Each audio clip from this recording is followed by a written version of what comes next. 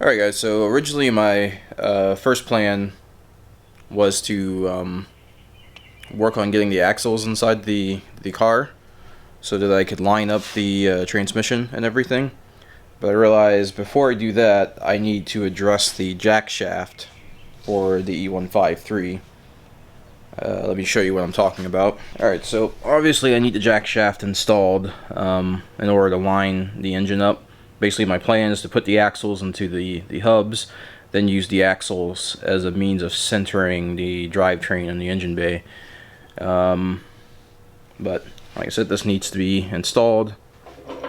Has a little bit of wiggle. Obviously, you know, this guy won't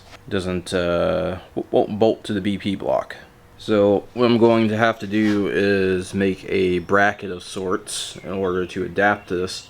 I know what others have done is just make a right angle. It bolts here, comes straight out, and then this bolts to that right angle plate. I don't really like that idea because it seems like it uses a lot of material and could potentially add some vibration or something like that. I want to try and make it as rigid as possible. So what I'm going to do is do more of an angle like that. Same concept. You know, I'll make a plate that bolts to the factory spot, have a piece that comes out, and then have a plate that this bolts to. I think that'll work fairly well, and it won't use a lot of material. It won't be very long. Since it's not so long, I don't have to worry about it flexing or anything like that. I've got some options. I think what I'm going to do is, I think this plate I'll cut out of the 1/4-inch sheet that I have back there. This piece I will use a piece of 1/2-inch bar stock, and the reason why I'm going to do that is because that way I can just tap the bar stock. I won't have to worry about like nuts on the back or anything. So yeah, start getting all that stuff cut up or measured out and whatnot. But yeah, here's the 1/2-inch bar stock. So yeah, I can definitely tap that, and then just that'll work out for that. Yeah, so first things first is I need to make a template for this guy. Actually, I got an easy way to do that. I have a spare axle. So of course the other option that I thought about was, you know, hacking up one of these guys and, you know, basically just welding this piece onto here somehow and making that work, but that's some fairly hardy metal. That's, you know, cast and thick, and all I have is a 140 amp MIG welder, and I don't think that, I mean, I'm pushing 1/2-inch stock with that. I mean, that I can do in multiple passes, but yeah, I'm kind of already pushing it with that. So instead, what I shall do is just make an adapter. I'm likely not going to copy this exact shape. I'll probably just go close enough. Alright, so here's the first part, my template.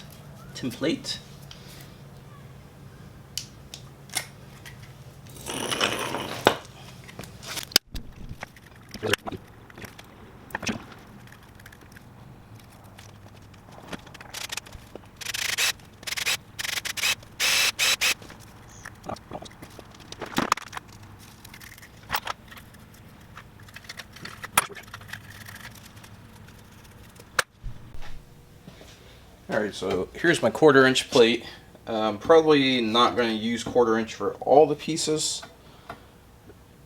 For this guy, I think it's important. These are some templates, not actual motor mounts, but components for motor mounts, I guess, you know. These templates are for the plates that will bolt to the transmission that I will then build the motor mounts off of. I have no idea what I did with that piece of cardboard that I just cut up and shit. Oh, there she is. So there we go. So I'm gonna try and maximize the amount of real estate I got here.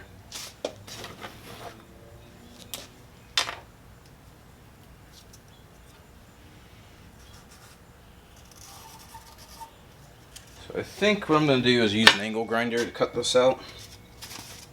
I think all of these guys I'll use, I mean this is slightly thinner.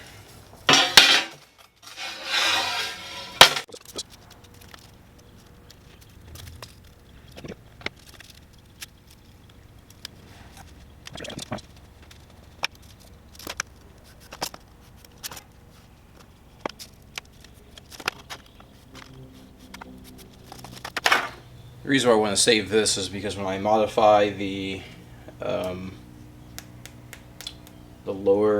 cross member, I may have to, I'm going to want something that's fairly thick, so.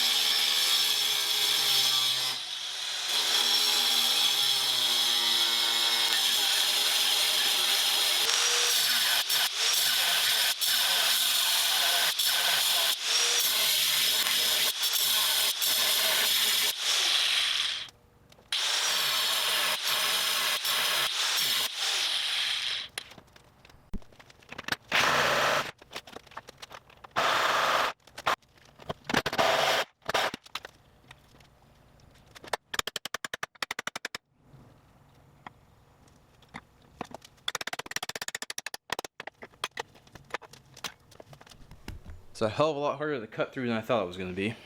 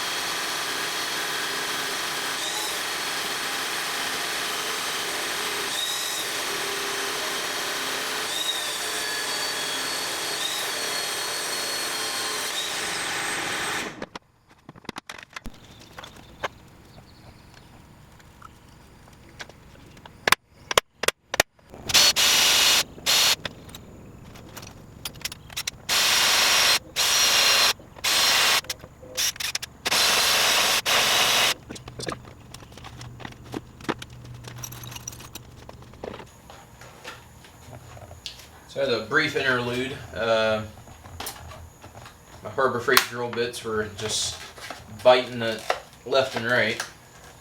So I got some cobalt. I mean they're Milwaukee, but they're cobalt tipped drill bits. So hopefully they won't get chewed up quite as quickly. Especially since they're $40.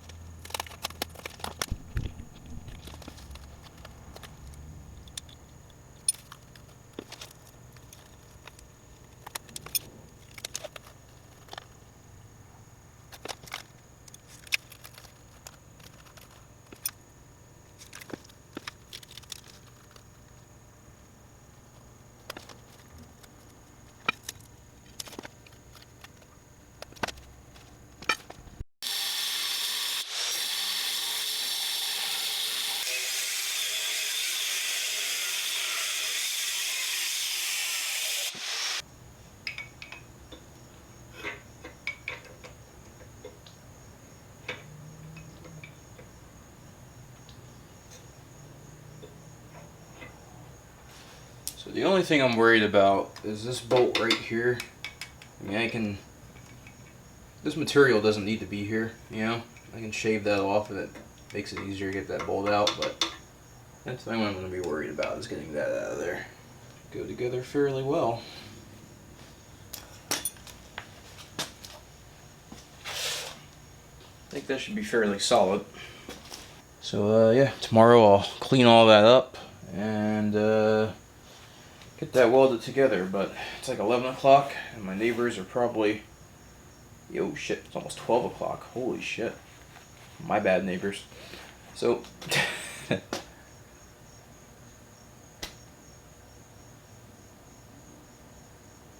yeah, we're going to end it there.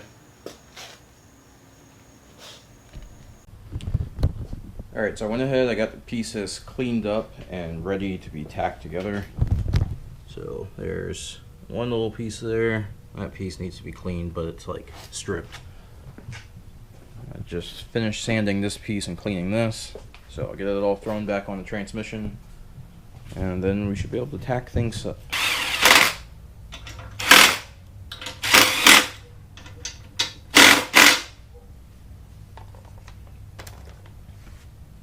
So I went ahead, I beveled the edges on this because my welder is only 140 amp.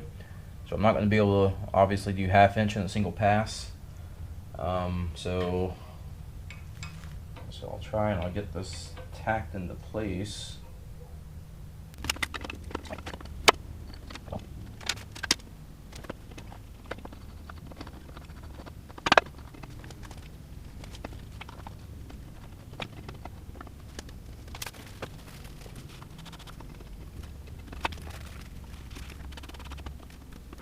So yeah, I'm just going to lay a couple tacks on there and then remove all this that's propping the axle up and check the rotation and make sure that it's still able to rotate correctly.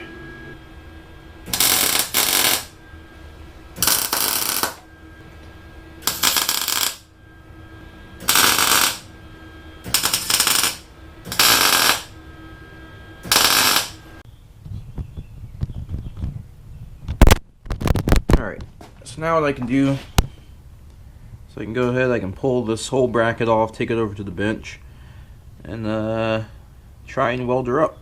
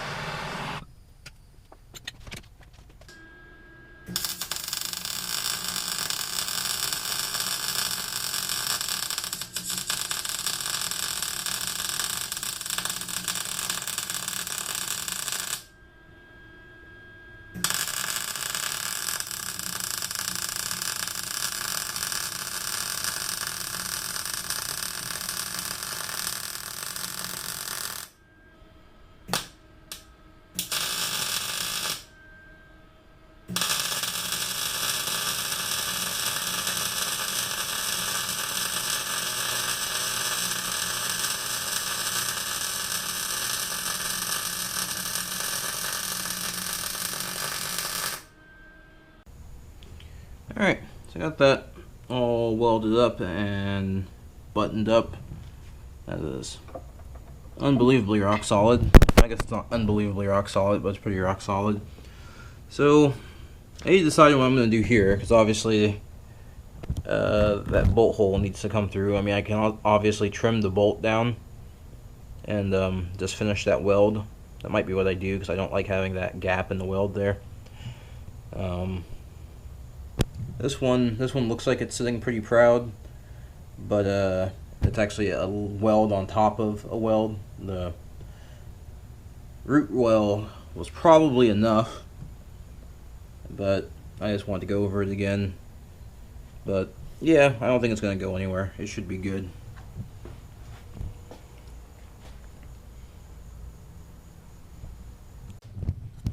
What's going on, guys? So decided to go ahead and cut out these plates These plates will be used to make the motor mounts. So basically, you know, I mocked them up in cardboard, the shape that I want it, put them on the transmission, yada yada yada, test fitted them. So now I'm ready to cut them out in this, I think it's like 5/16 plate steel. I was going to use the plasma cutter at work, but we have to use it outside since we don't have a well enough ventilated area to do it indoors. And it's been raining like every day, and I don't know, just the idea of using a plasma cutter while standing in a puddle of water on a soaking wet table sounds like a bad idea. So I'm just using the old angle grinder. It's actually not coming out too bad. I'm using a spare piece of flat iron here as a guide to start my cuts, and then I can just, you know, finish them off without the piece in the way. But it's actually working out pretty good. It's making some pretty straight cuts. So I'm gonna go ahead, finish getting this stuff all done, and then move on to the next step.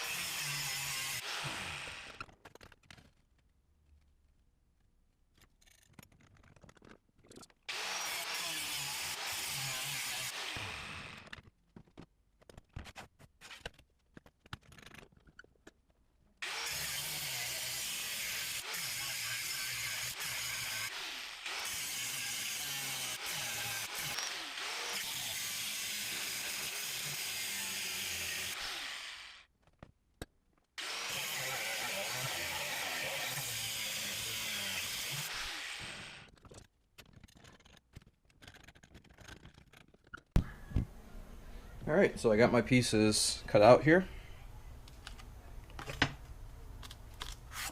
Actually, angle grinder did a pretty good job there as far as matching up to my templates. So all I gotta do is take a flap disc to them, clean up some of the edges, and then I can drill some holes and get them tacked together. These two are the only two that need to be tacked together, and they're still pretty hot. Alrighty. Alright, so basically all I did is I took my template, copied it over to the actual piece, and I've been in the process of drilling these out. It's a lot easier to start with a very small bit and work your way up than it is to just try and start with a large bit, or just drill a single pilot hole and then go to your actual size. It's a lot easier on the bits if you ramp up.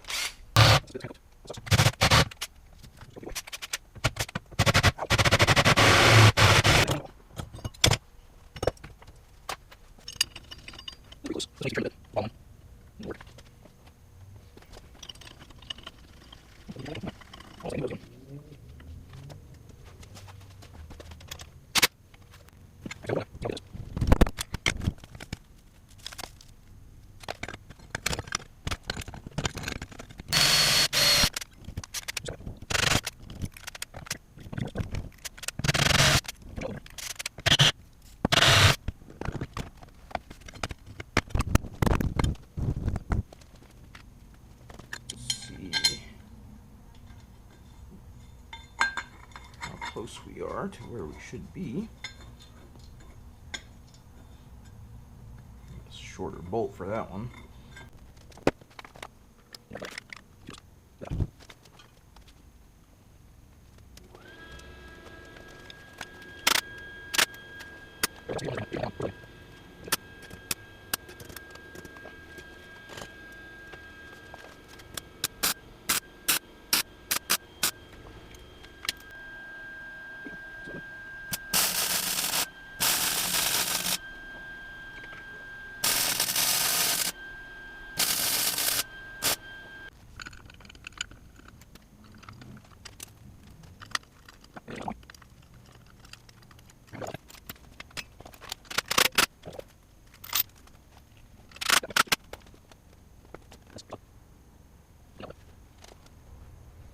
So basically what my plan is here, cut us another small piece of bar stock or something that I can probably at like an angle so it's, you know, not stupid looking.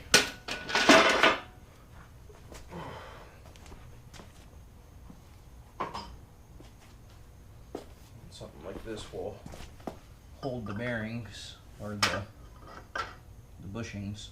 Probably honestly weld it right up to the, you know, butt it right up against there to just have a vertical piece.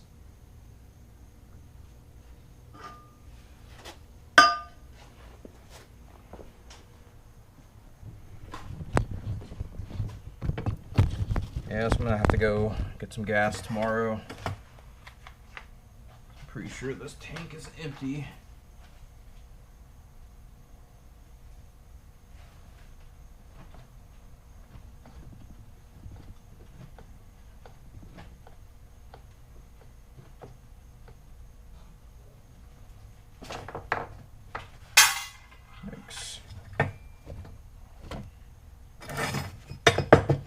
Alright, so we got that piece. What I do is drill a couple holes in here.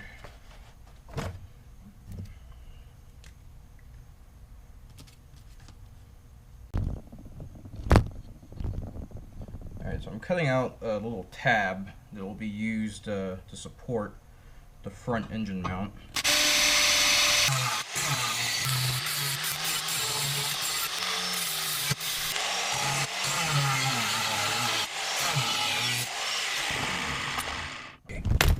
Alright, so the idea here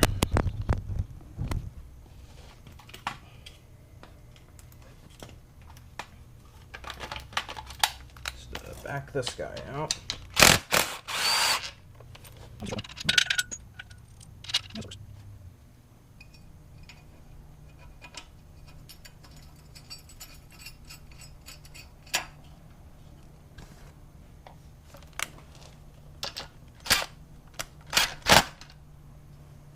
Alright, so yeah, I know this is probably a little unnecessary, but yeah, I just wanted to add that little tab in there to support this bracket. This is where the front motor mount will attach to. And I mean, those 2 bolts will probably be enough. You know, the second one's a pretty hefty size bolt. I'm sure that hole needs to be cleaned out a bit, but anyways. Yeah, so I'm gonna go ahead and clean this and then tack that on. And probably call it a night after that. Alright, here's an opportunity to see the little tab I'm welding onto the back of this guy. I'm just going to get that on there.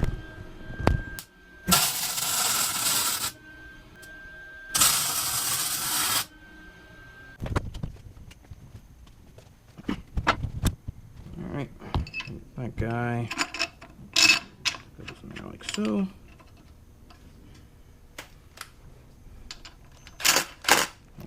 Not too much.